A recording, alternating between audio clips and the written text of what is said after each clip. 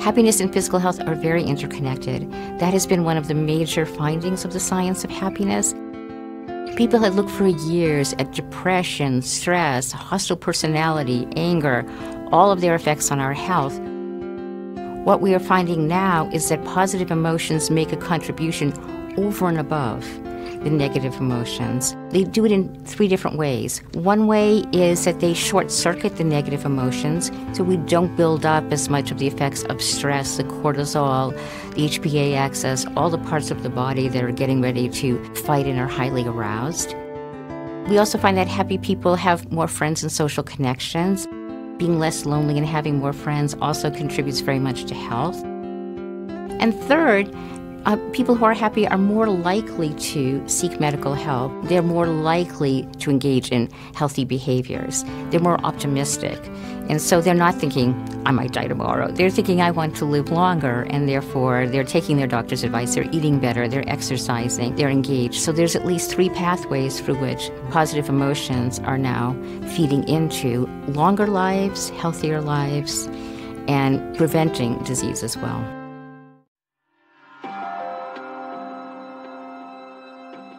You can be anxious and happy. You can be even mildly depressed and somewhat happy.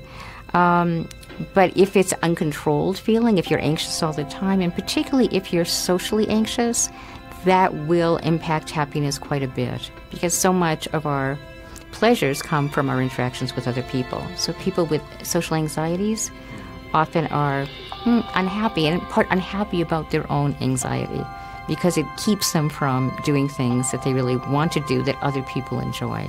For anxiety, it's about how do we get the fear down. You can do that with drugs. You can do that with cognitive behavioral therapy. You can do that with mindfulness. You don't necessarily need therapy depending on how anxious you are.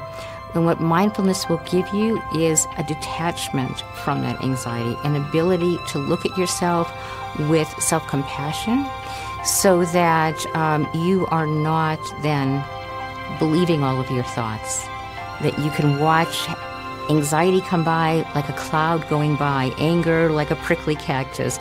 You don't have to then engage with it fully. You can understand that we all have these thoughts, they're passing. And then if you can keep yourself less aroused, the anxiety will eventually lessen.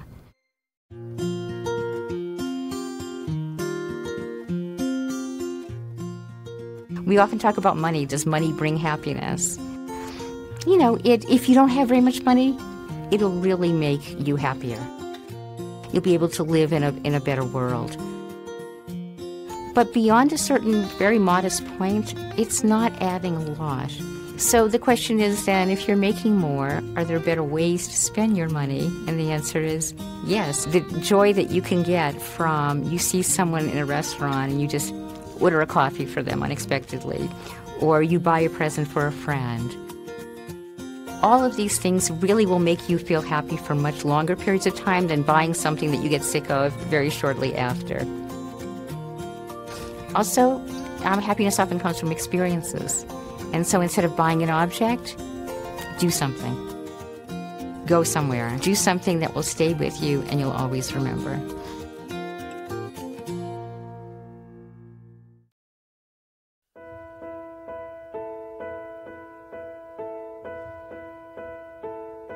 I think that as we understand brain science more, get better imagery, as we understand DNA and the science of personality and the ways it is constrained, I think we will get a much more precise idea of not only what happiness looks like now, but how it can be tweaked, how we can help people by looking both at their brain and what they say to make themselves just that 1% happier, 2% happier, 3% happier.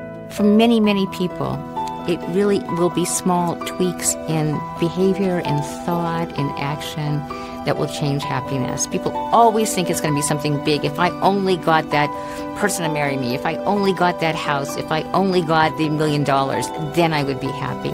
Happiness accrues from our attitudes and our thoughts and very slow but important daily changes.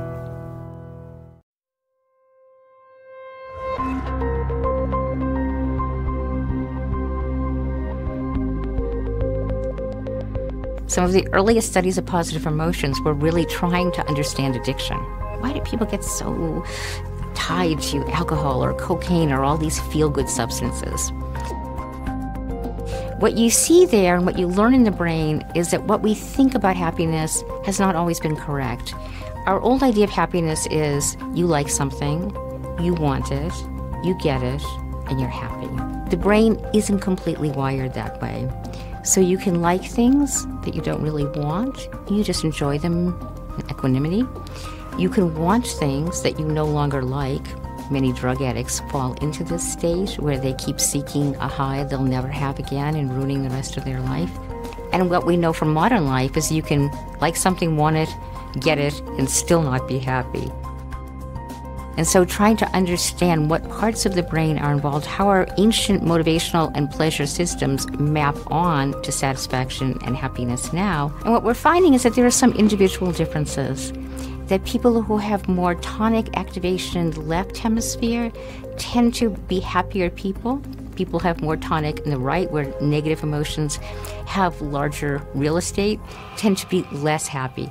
There seems as though there is a set point that we may be born with for happiness, that we can tweak up or down, but that we come into the world with a certain predisposition to either look for harm or to look for opportunity.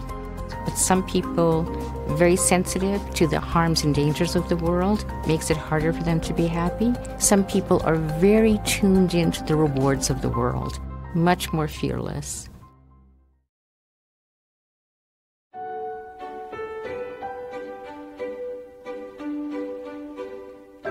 Early studies on genetics of happiness were done with twins, and twins reared apart. And they were looking at the old nature-nurture question. You know, is it your upbringing that makes you happy? Is it your genes?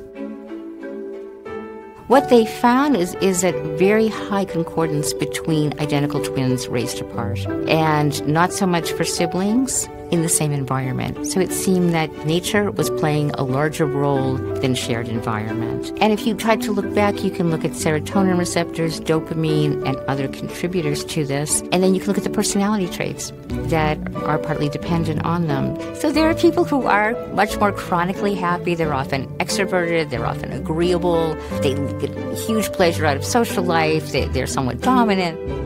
So all of these genes can help them to start off life a little happier, and some of the other negative, the anger, the sadness, the fear, the lack of confidence, not so pronounced in them. Other people are born more fearful, more of the worry wards. But it's interesting because that is not destiny for these people.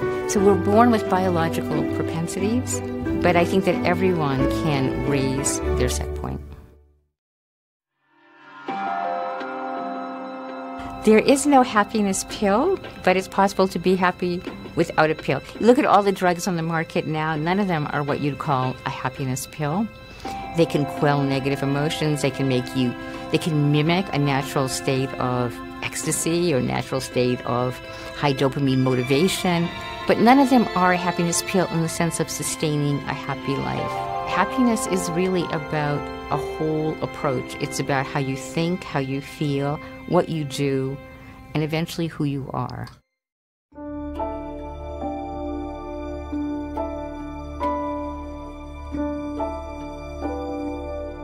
Generosity of spirit is maybe the most important. The idea of not morally judging others harshly, the idea of helping others, the idea of being able to get enough distance so that you can see what you love and find beautiful in every person. Often we are very judgmental. Our automatic brain, it can't help it. It's got these two systems that evaluate positive, negative, friend or foe. Do I like this person? Do I not? We fall into that very quickly.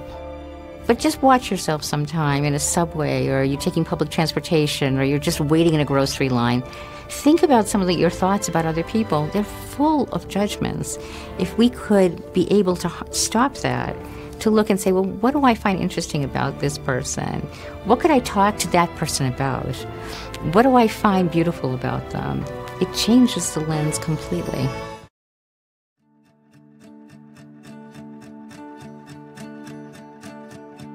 One of the most powerful happiness inducers is actually to write a gratitude letter or to express gratitude to someone else. No one believes this until you make them do it. But if you think of someone in your life that you have not adequately thanked, or maybe doesn't quite know how you feel, and you write a letter, you go further and you read it to them, or you send it to them, it's an absolutely amazing experience. First of all, to write it and to realize, how much people have done for you. It's a great antidote to envy and entitlement that people are prey to. But it also is incredibly moving to the other person because we often skip that part of life. We're quick to criticize, we're quick to solve problems, but we sometimes don't just take that moment to say, thank you. I realize that you have given up some things for me. You have done things. I wouldn't be me without you. If people can learn, again, that power of giving and receiving, it is a huge part of making anyone happier.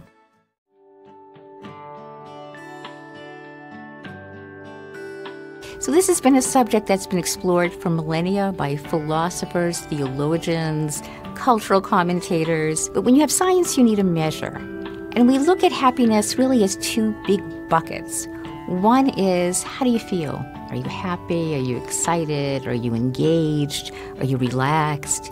The other is more an older definition, which is the life well lived. It goes back to Aristotle, ideas of eudaimonia, which is a life in accordance with the virtues.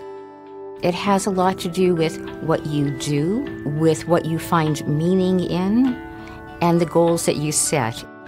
It's really about a life well lived. So you can have people who aren't necessarily very happy looking, they're not ebullient, they're not bubbly, but yet they can say, I am a happy person and I would like to live my life all over again. And you can find very bubbly people who underneath may not have that sense of purpose and meaning. So I see happiness as the confluence of both.